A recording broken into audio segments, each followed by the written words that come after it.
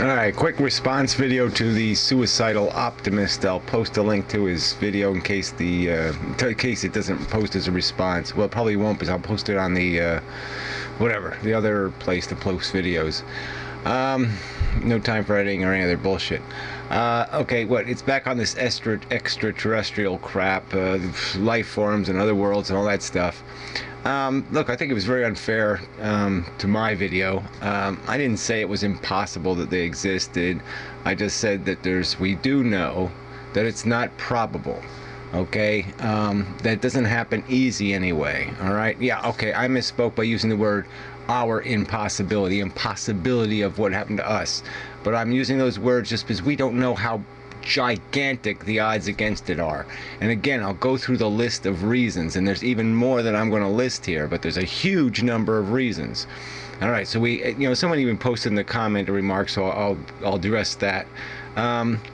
Look, there's no other competing life form on this planet, okay? It's one kind of DNA molecule, not a little bit different, not a little anything, one DNA molecule. Okay, the basic structure, the basic amino acids. There's no other variety, all right, on this planet. And on this planet, there is this even more soupy soup here now. There's special added soup because we have all this biosphere created by this living form. And how come there's not a foreign parasite living on us? Some other kind of life form based on some other mechanism besides this one kind of DNA molecule. So right there, that gives us pretty good evidence. And some idiot said, well, our life forms will eat it and all this. No, just as there can be a virus that sneaks through the cracks, this other competing life form would find some environment to exploit, whether it be 100 miles underground or whether it be the top of the rainforest. There'd be some little nuance, some piece of our ecosystem that it could thrive in. So I think it's a nonsense argument. All right, so just having a reproducing machine is an incredibly, I think we can fairly say, it's an incredibly unusual event. The chemistry doesn't just create reproducing molecules too often, reproducing compounds. And that's what a living thing is. It's an arrangement of elements that can reproduce itself. Okay, it doesn't happen every day. It doesn't just pop out of this, just boom, boom, boom, just automatically stick together like oxygen and carbon. Okay, it doesn't happen that way. It takes at least. It's improbable. That's all. All right, so that's the one hurdle it has to get over. Then it has to get over the hurdle of the evolution thing. So the blueprint has to be manipulatable, but not too manipulatable. It has to be all just right. Again, the porridge has to be just right again for it to do the evolving thing in any constructive manner. And then it has to evolve sense organs. It has to evolve the capacity to feel. It has to evolve then something like some sort of reflexive organs to maximize on that capacity to feel, to integrate. Do you take it? Integrate. I can't even say that word. Well, anyway, to exploit its environment more efficiently. And then in our own intelligence is a perfect example that intelligence doesn't happen too often. 2 billion years of evolution, one. Okay, species that was able to write a book. Okay, and in our example, if we look at how we acquired it, we acquired that capacity even though we couldn't use it. That's a great irony. So it wasn't something tested by natural selection. It wasn't a mutation that had an immediate advantage. It was a bizarre mutation, because we 70, 80, 90, 100,000 years ago, we had the same brain we had today. It could be you could take somebody 100,000 years ago and you could put him in a school today and he'd turn out just like the rest of us. All right, so that's the preposterousness, that we were given a faculty that we couldn't even exploit at the goddamn time we were giving it. So maybe this super intelligence thing doesn't happen too often because, yeah, there's no fucking point. Nature doesn't have any point in us contemplating the universe. All right, it just gives a shit about us being able to exploit our environment and survive as an organism.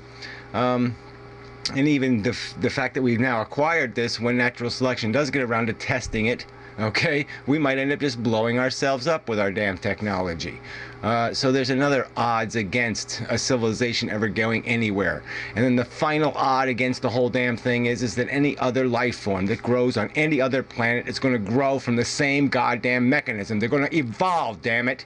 And if they evolve, they're going to realize what their origin is. And they're going to see that their origin is just a little reproducing motherfucking molecule with no goddamn purpose or mission. Alright? And that's going to defeat any super intelligence in the future. They're not going to be thinking about, we have to have the nodes for the fucking, all the special technologies and all the special goddamn knowledge that we have. Yeah, well, guess what? They're all the knowledge. When you reduce it to its goddamn, the real world, when you take out all the bullshit, all the superstition, all the facts, all the UFO nonsense, you don't have anything but a dick and a mouth, damn it. Alright? You got a bunch of hungers and drives and desires and nothing the fuck else. There's nothing to accomplish in this shithole of a universe. Alright? And any kind of advanced civilization is going to realize the futility of this living thing.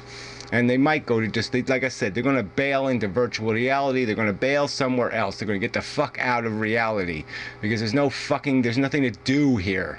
Alright? So whatever. As for extraterrestrials that we haven't contacted yet or aren't making noise yet, they have had billions of years to make goddamn noise that we could fucking hear. Alright? And they haven't done it. Alright? And there's plenty of them, not hundreds of thousands of light years away. There's plenty of goddamn stars a few light years away, maybe even up to 100 light years away. You're talking about millions and millions of stars that close.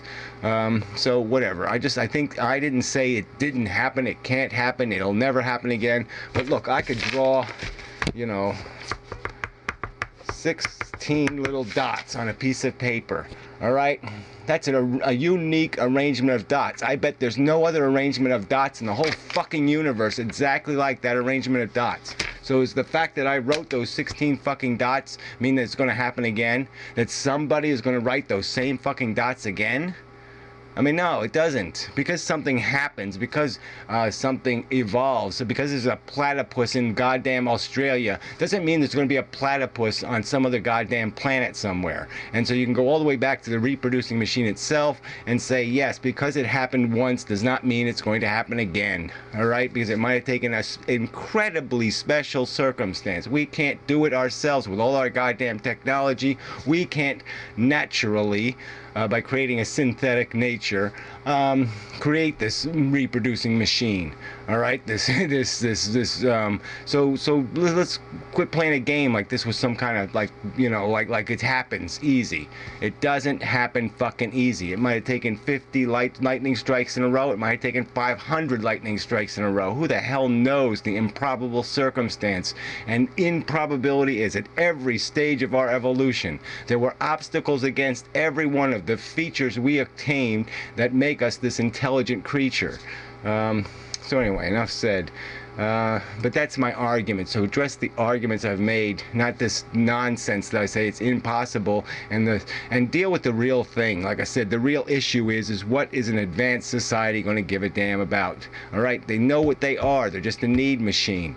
All right, it's more likely they're going to figure out to just exterminate themselves than to waste their time, journeying through the universe to do what? To go borrow a cup of sugar from us? Come on. And you made this stupid point that they'd come here and eat this. Of course they would talk to us. Any intelligence would be seeking another intelligence. Intelligence isn't personal. It isn't planet focused. It isn't like, oh, well, they're from that universe and that universe has a different kind of logic. Bullshit. Logic is logic everywhere.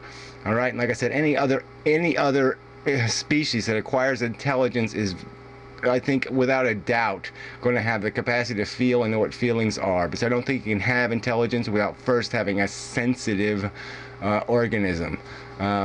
So I think it's just a bogus argument. Of course, the intelligence would want to talk to us. They're not going to bother beating us up or eating us. Ugh, shit. Well, anyway. Stupid video. Fuck you.